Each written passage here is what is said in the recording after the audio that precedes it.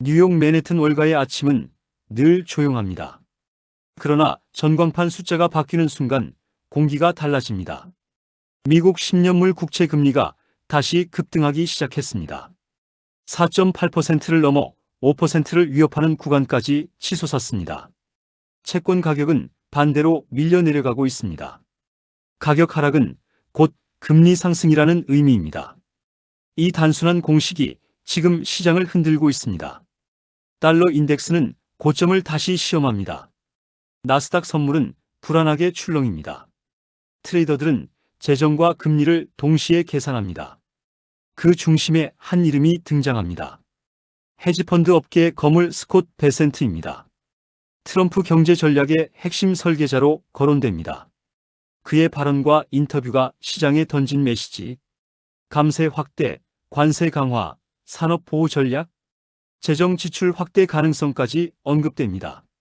시장은 질문을 던집니다. 이 모든 재정 확장은 어떻게 조달되는가? 미국 국가 부채는 이미 사상 최고 수준입니다. 현재 미국 부채는 34조 달러를 넘어섰습니다. GDP 대비 비율은 120%를 상회합니다. 2차 세계대전 이후 가장 높은 구간입니다. 문제는 이자 비용입니다. 금리 상승은 즉시 재정 부담으로 연결됩니다. 연간 이자, 지출이 국방비에 근접합니다. 금리가 1%포인트만 추가 상승해도 이자 비용은 수천억 달러 증가합니다. 이 수치는 정치 수사로 감출 수 없습니다. 왜 채권 시장이 먼저 반응했을까요? 답은 재정 구조에 있습니다. 감세는 세수 감소로 이어집니다. 지출이 유지되거나 확대되면 재정 적자는 구조적으로 커집니다. 적자가 커지면 국채 발행이 늘어납니다. 공급이 늘어나면 가격은 하락합니다. 채권 가격 하락은 금리 상승입니다. 이 메커니즘은 피할 수 없습니다. 베센트의 전략은 공급 측 논리입니다. 감세는 기업 투자를 자극합니다. 투자는 생산성을 높입니다. 생산성 상승은 성장률을 끌어올립니다. 성장이 세수를 확대하면 부채 부담은 상대적으로 완화됩니다. 이론적으로는 가능합니다. 그러나 조건이 따릅니다. 성장률이 금리보다 높아야 합니다. 물가가 안정되어야 합니다. 연준이 금리 인하 여지를 가져야 합니다. 이 세 조건이 동시에 충족되어야 합니다. 연준은 정치 일정에 종속되지 않습니다. 인플레이션이 다시 오르면 금리 인하는 쉽지 않습니다. 재정 확대는 수요를 자극합니다. 수요 자극은 물가 압력으로 이어집니다. 물가 압력은 금리 상방 압력입니다. 이 충돌 지점이 바로 현재입니다. 시장 참여자들은 이를 계산합니다. 그래서 채권이 먼저 흔들립니다. 과거 사례를 보면 이해가 빠릅니다. 1980년대 레이건 감세 정책, 재정 적자가 급증했습니다. 금리는 높은 변동성을 보였습니다. 또 다른 사례는 2022년 영국입니다. 리즈 트러스 총리의 감세 발표, 영국 국채 시장이 급락했습니다. 금리가 폭등했고 파운드화는 급락했습니다. 연기금이 유동성 위기에 직면했습니다. 정책은 결국 철회되었습니다. 시장은 감정보다 지속 가능성을 봅니다. 적자가 통제 불가능해 보이면 반응합니다. 지금 미국이 그 경계에 서 있습니다. 달러는 다시 강세를 보입니다. 금리 상승은 달러 매력을 높입니다. 글로벌 자금은 수익률을 따라 이동합니다. 신흥국 자금이 미국으로 유입됩니다. 달러 강세는 글로벌 긴축 효과를 냅니다. 원자재 가격 변동성이 확대됩니다. 신흥국 통화는 약세 압력을 받습니다. 외채 비중이 높은 국가일수록 부담이 커집니다. 한국은 예외일 수 없습니다. 미국 금리 상승은 원달러 환율 상승 압력입니다. 금리 차이가 확대되면 자금 이동이 발생합니다. 외국인 투자자는 수익률과 환율을 동시에 봅니다. 미국 채권 수익률이 높아지면 위험자산 매력은 상대적으로 낮아집니다. 여기서 중요한 질문이 등장합니다. 트럼프식 경제 전략은 성장 가속인가? 아니면 금리의 벽에 막힐 것인가? 핵심은 명목 성장률입니다. 명목 성장률이 금리보다 높으면 부채 비율은 안정될 수 있습니다. 반대로 금리가 성장률을 초과하면 부채 부담은 빠르게 가중됩니다. 이 차이가 정책 성공을 가립니다. 미국 기업 부채는 이미 높은 수준입니다. 저금리 시기 동안 차입이 확대되었습니다. 금리 상승은 이자, 비용 증가로 연결됩니다. 순이익이 줄어들면 투자도 위축됩니다. 가계 역시 마찬가지 구조입니다. 주택담보대출 금리가 오르면 소비가 줄어듭니다. 성장이 둔화되면 세수도 감소합니다. 세수 감소는 다시 적자 확대입니다. 이 순환 구조가 시장을 긴장시킵니다. 이제 두 번째 파동이 시작됩니다. 글로벌 자금 흐름의 재배치입니다. 글로벌 자금은 결코 정체되어 있지 않습니다. 수익률이 높은 곳으로 끊임없이 이동합니다. 지금 그 방향이 다시 미국으로 향합니다. 미국 10년물 금리가 5%에 근접하면 연기금과 국부펀드는 계산을 다시 합니다. 위험 자산을 들고 있을 이유가 줄어듭니다. 채권은 무위험 자산의 기준입니다. 그 기준 금리가 오르면 자산 가격의 할인율도 함께 상승합니다. 할인율 상승은 주가에 부담을 줍니다.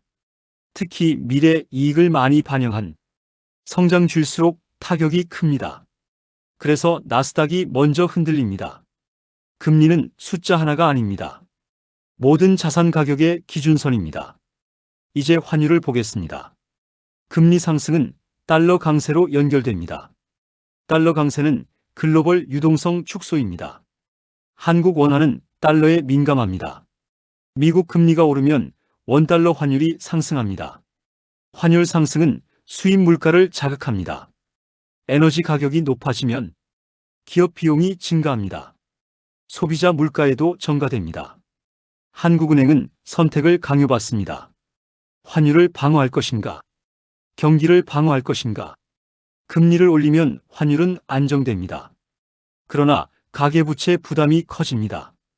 부동산 시장도 압박을 받습니다. 금리를 유지하면 경기는 버팁니다. 그러나 환율은 더 오를 수 있습니다. 수입 물가 부담이 확대됩니다. 이 딜레마는 반복됩니다. 미국 정책이 한국 선택지를 좁힙니다. 여기서 다시 미국으로 돌아갑니다. 베센트는 성장을 강조합니다. 제조업 부흥과 일자리 확대를 말합니다. 관세 강화는 산업보호수단입니다. 그러나 동시에 물가 상승 요인입니다. 수입 가격이 오르면 소비자 부담이 커집니다. 관세는 세금의 다른 형태입니다. 기업 비용 상승은 가격 인상으로 이어집니다. 인플레이션 압력이 재점화될 수 있습니다. 만약 물가가 다시 상승한다면 연준은 금리를 쉽게 내리지 못합니다. 이것이 정책 충돌의 핵심입니다. 재정은 확장적, 통화는 긴축적. 두 방향이 충돌하면 시장 변동성은 확대됩니다. 채권 시장은 이를 먼저 반영합니다. 그래서 금리가 빠르게 움직입니다. 이제 자금 흐름을 더 깊게 보겠습니다. 미국 금리가 상승하면 신흥국 채권 매력은 낮아집니다. 외국인 투자자는 위험 대비 수익을 계산합니다. 미국 국채가 5%라면 신흥국 채권은 더 높은 금리가 필요합니다. 이 과정에서 신흥국 통화는 약세를 보입니다. 환율 약세는 인플레이션을 자극합니다. 금리를 올려야 하는 상황이 됩니다. 이 구조는 1990년대에도 반복되었습니다. 아시아 금융위기 전 달러 강세와 금리 상승이 겹쳤습니다. 지금 상황은 다르지만 메커니즘은 유사합니다. 금리와 자금 이동은 연결되어 있습니다. 미국 내부에서도 긴장이 커집니다. 기업은 차입 비용 상승을 우려합니다. 부동산 시장도 민감합니다. 상업용 부동산 대출은 금리 상승에 특히 취약합니다. 채용자 비용이 증가하기 때문입니다. 은행 시스템도 주목받습니다. 채권 가격 하락은 은행 보유 자산 평가에 영향을 줍니다. 2023년 실리콘밸리 은행 사태는 채권 평가 손실에서 시작되었습니다. 금리 상승은 금융 시스템의 압력입니다. 이제 질문이 더 명확해집니다. 베센트의 전략은 금리 상승을 감내할 수 있는가? 성장이 충분히 빠르다면 금리 상승을 흡수할 수 있습니다. 그러나 성장 속도가 둔화된다면 재정 부담은 가속됩니다. 여기서 세 번째 파동이 등장합니다. 주식시장의 구조적 재평가입니다. 금리는 자산 가격의 기준입니다. 5% 금리는 0% 금리와 다릅니다. 밸류에이션 기준이 바뀝니다. 과거 저금리 시기에는 높은 PER이 허용되었습니다. 할인율이 낮았기 때문입니다. 금리가 상승하면 미래 이익의 현재 가치는 줄어듭니다. 따라서 주가는 재조정됩니다. 트럼프의 운명은 여기와 연결됩니다. 주식시장은 정치와 연결됩니다. 지지율은 경제 체감과 연결됩니다. 주가가 상승하면 소비자 신뢰가 개선됩니다. 주가가 하락하면 심리는 위축됩니다. 베센트 전략은 성장을 통해 시장을 설득해야 합니다. 숫자가 증명해야 합니다. 지금은 과도기입니다. 채권 시장은 경고를 보내고 있습니다. 달러는 긴축을 말하고 있습니다. 한국 투자자 입장에서 이 흐름을 이해해야 합니다. 미국 금리 방향이 한국 자산 가격에 직결됩니다. 환율과 금리, 주가가 같이 움직일 수 있습니다. 변동성 구간에서는 위험 관리가 중요해집니다. 이제 다음 단계로 넘어갑니다. 정책 당국의 선택과 가능한 시나리오를 살펴보겠습니다. 이제 정책 당국의 선택을 보겠습니다. 재정과 통화가 엇갈릴 가능성입니다. 이 충돌이 가장 큰 변수입니다. 트럼프 진영은 성장 우선 전략입니다. 감세와 규제 완화는 핵심 축입니다. 기업 투자 확대를 기대합니다. 그러나 연준의 목표는 다릅니다. 물가 안정이 최우선 과제입니다. 고용과 금융 안정도 고려합니다. 만약 인플레이션이 재상승한다면 연준은 금리를 유지하거나 인상합니다. 이 경우 재정 부담은 더 커집니다. 미국 재무부는 국채를 발행합니다. 금리가 높을수록 발행 비용이 증가합니다. 이자, 지출이 예산을 잠식합니다. 이미 미국의 연간 이자 비용은 1조 달러에 근접하고 있습니다. 이 수치는 계속 확대되고 있습니다. 재정 적자가 구조화되면 신용등급에도 압력이 가해집니다. 실제로 미국은 한 차례 강등을 겪었습니다. 신용등급 하락은 차입 비용 상승을 의미합니다. 이 또한 금리 상승 요인입니다. 이제 세 가지 가능성을 봅니다. 첫 번째는 성장 가속 시나리오입니다. 감세 효과가 투자로 이어집니다. 생산성이 상승하고 기업 이익이 확대됩니다. 세수가 증가하여 적자를 완화합니다. 이 경우 시장은 안도합니다. 금리는 점진적으로 안정됩니다. 주식 시장도 회복합니다. 두 번째는 금리 충돌 시나리오입니다. 재정 확장과 물가 상승이 겹칩니다. 연준은 긴축을 유지합니다.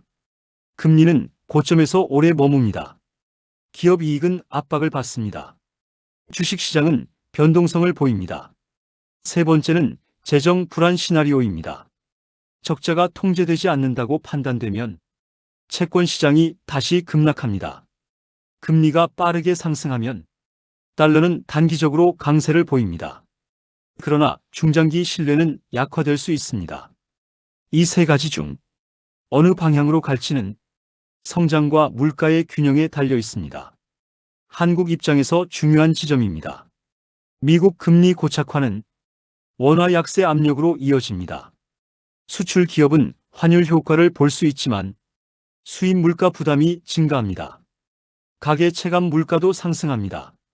국내 채권 시장도 영향을 받습니다. 미국 금리 상승은 국고채 금리 상방 압력입니다. 금리 상승은 기업 자금 조달 비용을 높입니다. 투자 계획이 조정될 수 있습니다. 또 다른 변수는 글로벌 투자 흐름입니다. 미국 자산이 매력적이면 아시아 자금이 유출됩니다. 한국 증시의 외국인 비중은 높습니다. 수급 변화는 지수 변동으로 이어집니다. 환율과 주가가 동조할 수 있습니다. 여기서 레버리지 구조를 봅니다. 낮은 금리 시기에는 차입을 통한 투자 확대가 일반적이었습니다. 금리가 오르면 레버리지 비용이 증가합니다. 부채 비율이 높은 기업은 재무 부담이 커집니다. 이 구조는 주가에 반영됩니다. 시장 참여자들은 이자 보상 배율을 주목합니다.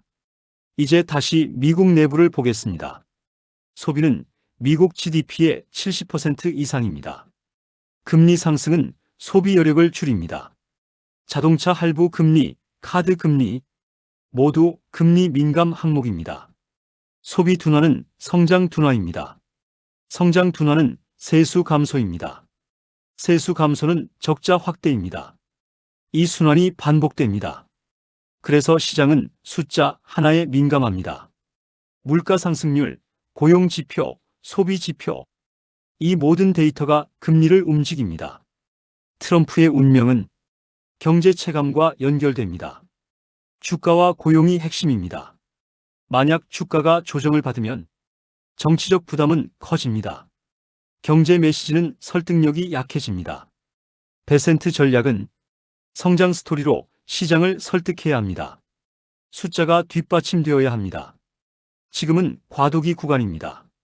채권은 경고 신호를 보내고 달러는 긴축을 말하고 있습니다.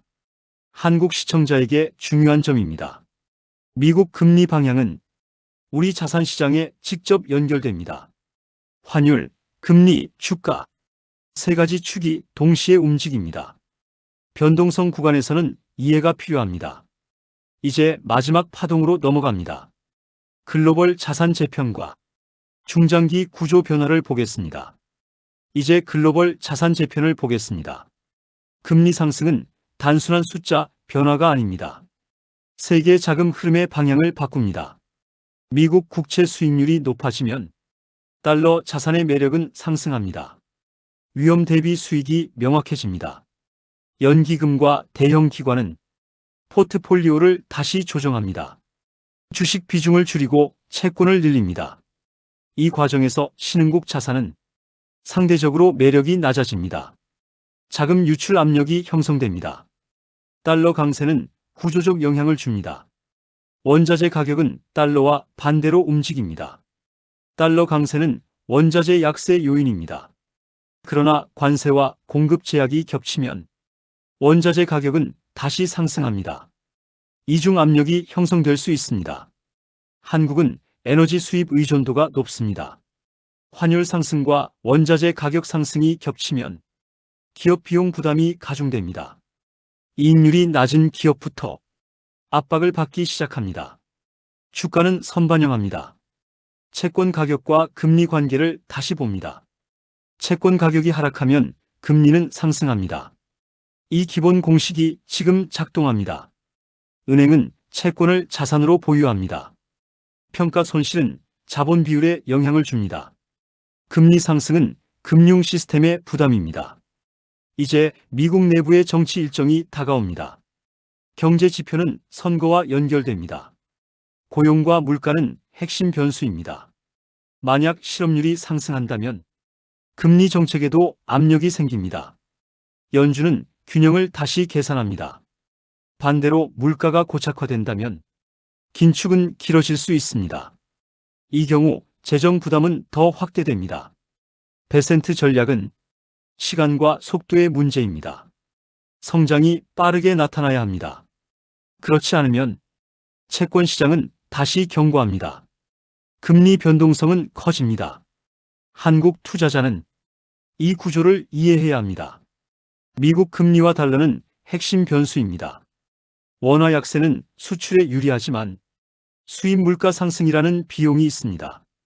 결국 기업 수익성에 반영됩니다. 또 하나의 변수는 중국입니다. 미중 갈등이 심화되면 공급망 재편이 가속됩니다. 관세 강화는 글로벌 교역 비용을 높입니다. 물가 압력으로 이어질 수 있습니다. 이 모든 요인이 금리와 재정 구조에 얽혀 있습니다.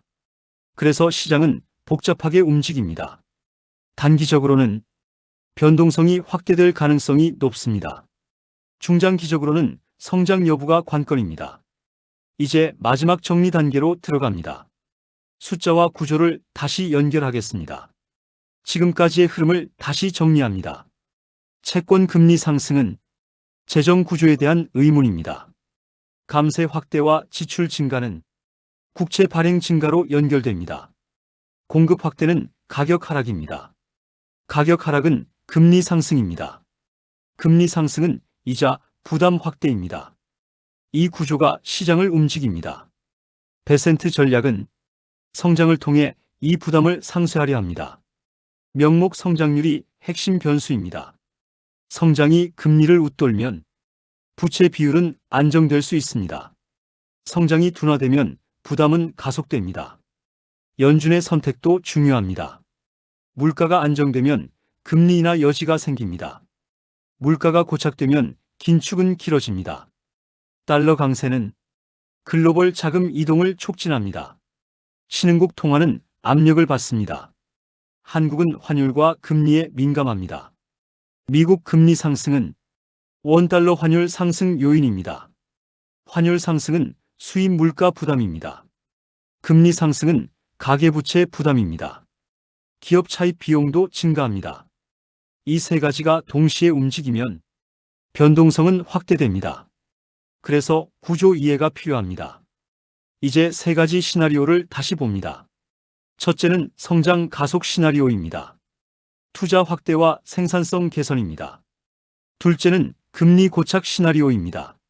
물가 압력으로 긴축이 유지됩니다. 재정 부담이 장기화됩니다. 셋째는 재정 불안 심화입니다. 채권 시장 신뢰가 흔들립니다. 금리 변동성이 확대됩니다. 어느 방향이 현실화될지는 데이터가 결정합니다. 고용, 물가, 소비가 핵심입니다. 트럼프의 운명은 경제 체감과 직결됩니다. 주가와 고용이 신호입니다. 베센트 전략은 시장 설득에 성공해야 합니다. 숫자가 증명해야 합니다. 한국 시청자 입장에서 중요한 점은 분명합니다. 미국 금리 방향을 주시해야 합니다. 환율, 금리, 주가, 세 축이 동시에 연결됩니다. 이 연결고리를 이해하면 흐름이 보이기 시작합니다. 경제는 단순하지 않습니다. 그러나 구조는 반복됩니다. 금리와 재정은 항상 중심에 있습니다. 지금 미국에서 벌어지는 변화는 세계 자산 가격에 반영됩니다. 그 파장은 한국에도 도달합니다. 우리는 숫자를 봐야 합니다. 정책보다 데이터가 중요합니다. 감정보다 구조가 중요합니다. 베센트의 전략은 성장이라는 답을 제시합니다. 시장은 그 속도를 묻고 있습니다.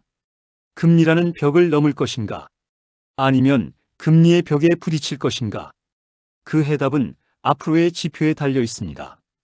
이 변화의 흐름 속에서 우리는 연결 구조를 이해해야 합니다. 그것이 가장 중요한 포인트입니다. 지금까지 미국 경제판을 흔드는 베센트 전략과 금리 구조를 분석했습니다. 경제주의 리포트였습니다.